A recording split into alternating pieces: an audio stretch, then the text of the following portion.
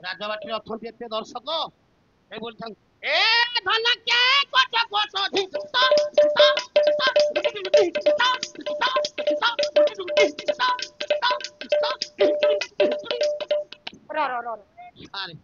ତମକୁ ନାଚିବାକୁ କିଏ କହିଲା? ବଡ ଭାଇଙ୍କର କିଏ ମରିଗଲା ଆଜି ଆଇଲାନି ବାଇକ କୋଉଠୁ ଆଣିବା ସାନ ବାଇକ ଆଣିଛି ଇଏ ବାଜା କୋଉ ବଜ ବାଜା ତା ପାଇଁ ମଞ୍ଚ ଆଜି ପ୍ରଥମ ମରିଗଲା କହିଲା ସନ୍ଧ୍ୟାବେଳେ କରି ମୁଁ ଯାଇପାରିବିନି ଘରେ କେମିତି ହବ ପାଞ୍ଚଟା ବେଳେ ସନ୍ଧ୍ୟା 5টাରେ ଏମିତି ଅଘଟଣ ଘଟିଲା ତେଣୁ ବାଇକ ତ କେହି ଜଣ ହବା ଦରକାର ନା ଠିକ ଅଛି ଧନ୍ୟବାଦ ଯେମିତି କୃଷ୍ଣ ଯଜ୍ଞ କରୁଥିଲେ ପ୍ରଭାସ କ୍ଷେତ୍ରରେ ଇଏ ଗୋପବନ୍ଧୁ ନିମନ୍ତ୍ରଣ ଥିଲା ଇଏ ଯାତ୍ରୀ ଆସିନ୍ତି କହିଲା ଆରେ କିଏ କଣ ନବ କିଏ କ୍ଷୀର ନେବି କିଏ ଗଲା ମୁଁ ସର ନେବି କିଏ ଗଲା ମୁଁ ଛେନା ନେବି କିନ୍ତୁ କହିଲେ କାହା ଘରେ କେତେଟା ଗାଈ ଅଛି ଧର ସେଇଠି କ୍ଷୀର ହବ ସେଇଠି ଦହି ହବ ସବୁ ହବ ବାଛୁରୀ ଫାଛୁରୀ ସବୁ ଧରିକି ଆଇଛି ସେଇଠି ଏକାବେଳେ ସବୁ ଅଛି ସବୁ ଆଚ୍ଛା ଜେନା ବାବୁ ଆଜ୍ଞା ତମକୁ ନାଚିବାକୁ କିଏ କହିଲା? ଆରେ ମତେ ନାଚ ଦେଖଉଛି ପିଲା କାନ ପାଖରେ ନାଇଁ ତମେ କଣ ବଡ ନାଟୁଆ? ମୁଁ ତ ଏକୁଟିଆ ଆପଣ ଜାଣିନାହାନ୍ତି ଆମ ବୟସ ନାଟୁଆ ବୋଲି କିଏ ବେସରମୀ ଲୋକ ମୋର ଲାଜ ସରମ ବୋଲି କିଛି ନାହିଁ କହିଲେ କଣ ନା ମୋ ବସ୍ ଲାଗ ନାଟୁଆ ଦେଖୁଛ ଅନ୍ୟ କର୍ମୀ ମାନେ ସବୁ ଚୁପଚାପ ବସୁଛନ୍ତି ତମେ ଏମିତି କଣ ପାଇଁ ହଉଛ? ତାଙ୍କ ସମସ୍ତ ନୟା ପଚାରିବା ଆରେ ଭାଇନା ଏ ଝିଅ ନାଚିଲା ଝିଅ ଗାଇଲା ଝିଅ ନାଚିଲା ଗାଇଲା ତମ ମନ କଣ ହେଲା?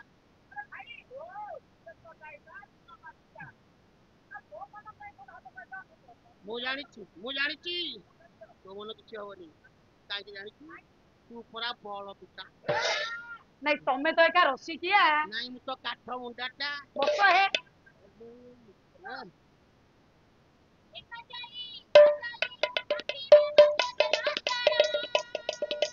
କଦଳୀ କଦଳୀ ଆଖିରେ ମୋ କଦଳ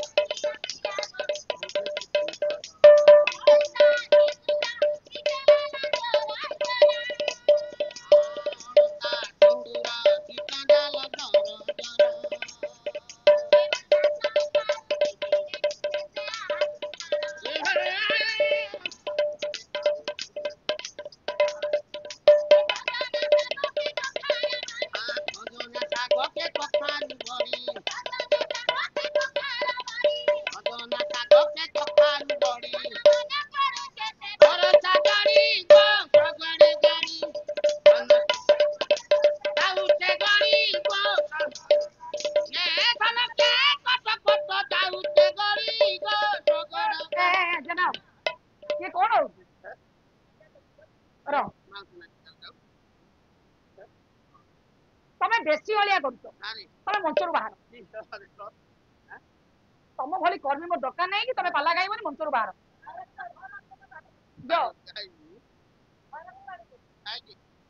ତମ ଗାଲେ ହାତ ମାରିବି ନା ତା ଗାଲେ ହାତ ମାରିବି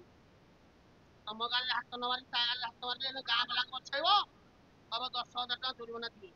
କାଇଁ ଜାଣିଛୁ ତୁ ଝିଅ ପିଲା କାଇଁ କହିଲ ଦେଇଛି ଆଗରୁ ଆଉ ଦେବିନି ମୋ ବାପା ଥିଲା କଣ ଦେଇଛ ଆମ ସାହିରେ ଯୋଉ ତିନାଥ ମନ୍ଦିରଟା ହେଇଛି ମୁଁ ଜୋରିମାନା ଦେଇ ମୋ ଜୋରିମାନା ପଇସାରେ ମନ୍ଦିର ହେଇଛି ଆଉ ଗୁଣ ବିଚାର କରନି ଆଉ ଦେବିନି ବାପା ଜୋରିମାନା ଦେଇ ଗୋଟେ ମନ୍ଦିର ତିଆରି ହେଇଯାଇଛି ମୋ ବାପା ଭୁଲ ମାଗେ ଜୋରିମାନା ଦିଏ ସେ ମନ୍ଦିର ମୋ ଜୋରିମାନା ମଞ୍ଚରୁ ବାହାର ତମେ ତମ ଭଳି କର୍ମୀ ଦରକାର ନାହିଁ ତମେ ମଞ୍ଚରୁ ବାହାର ନାଇଁ ନାଇଁ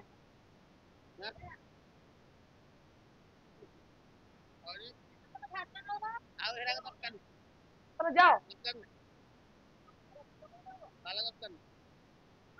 ଏଠି ନେଇଯା ଗୋଟେ ସବୁ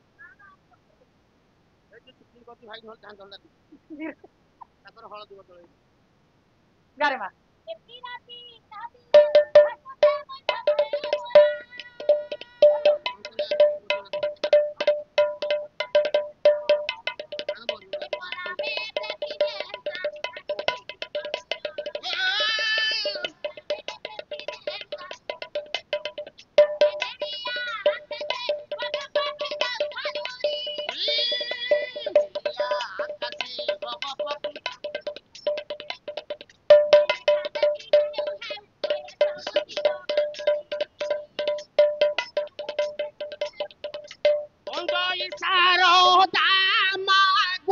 ব্রহ্মা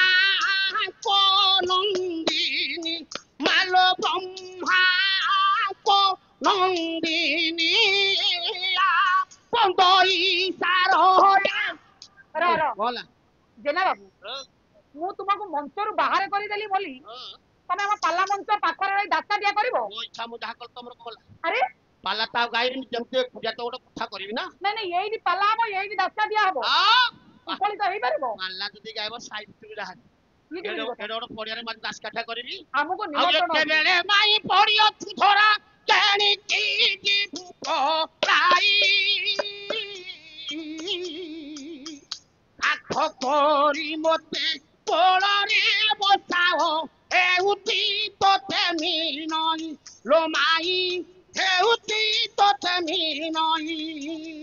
আরে রে মান্ডিয়া আরে রে মান্ডিয়া এ ধন্য তো মূরতি এ ভাদ্র মাসরে তুই ଆଉ ହେଲୁ ରୂପପତି ରାମ ରାମ ରାମ ଜୟ ରାମ ରାମ ରାମ ରାମ ରାମ ଜୟ ରାମ ରାମ ମାନହରେ ପଶିଲା ଖୁଦ ଖିଆ ଭୀମ ମଞ୍ଚକୁ ଆସ ଜେନା ବାବୁ ପାଲା ଗାଇବ ନାଇଁ ଥାଉ ନାଇଁ ତମେ ଯଦି ଏଠି ଦାସ୍କାଠିଆ କରିବ ଇଏ ମଞ୍ଚରେ ପାଲା ହେଇପାରିବ ନାଇଁ ଥାଉ ଆସ ଆସ ମଞ୍ଚକୁ ଆସ ପାଲା ଗାଇବ ପାଲା ଗାଇବି ହଁ ଆସ ହଉ ମୁଁ ଦେଖିଲି ବାୟକ ଆଜି ବଜେଇ ପାରିବୁନି ଯାହା ବୋଲିଲି ମୁଁ କହିଲି ଏପଟେ ବାହାର କରିଦବା ସୂତ୍ର ତିଆରି କରିଛ ହଁ ହଁ ଲକ୍ଷ୍ୟ ରଖନ୍ତୁ ମୋର ସ୍ତୁତି ଦର୍ଶକ ସମାଜ ଆଜ୍ଞା ରାଜା ଜଣେ ପ୍ରଜାବତ୍ସଳ ରାଜା ପତିପରାୟଣା ସତୀସାଧୀ ରାଣୀ ପଦ୍ମାବତୀ ରାଜାରାଣୀଙ୍କର ଜୀବନରେ ସବୁ ସୁଖ ସବୁ ଐଶ୍ୱର୍ଯ୍ୟ ଭରପୁର ହୋଇ ରହିଥିଲା ବେଳେ ରାଜାରାଣୀଙ୍କ ଜୀବନରେ ଥିଲା ଏକମାତ୍ର ଦୁଃଖ ରାଜାରାଣୀ ତ ସବୁ ଅଛି ହଁ ସବୁ ଟିଣି ଟିଣି ବସ୍ତା ବସ୍ତା ବାସ୍ ଗୋଟେ ଜିନିଷ ନଥିଲା ତାକୁ ଧରିକି ବସିବୁ ସେ କଣ ଏମିତି ସେମିତି ଦୁଃଖ ସେ କେମିତି ରାଜାରାଣୀଙ୍କ ଜୀବନର ଦୁଃଖ ଥିଲା କଣ ଆଜ୍ଞା ଗୋଟିଏ ପଦ ପ୍ରମାଣ କରିବେ ଗୌରାଙ୍ଗ ଚରଣ ସରଗୁ ବୋଲେ ସର୍ବ ସୁଖେ ଥାଇ ସେ ଏକ ସୁଖ ରାଜା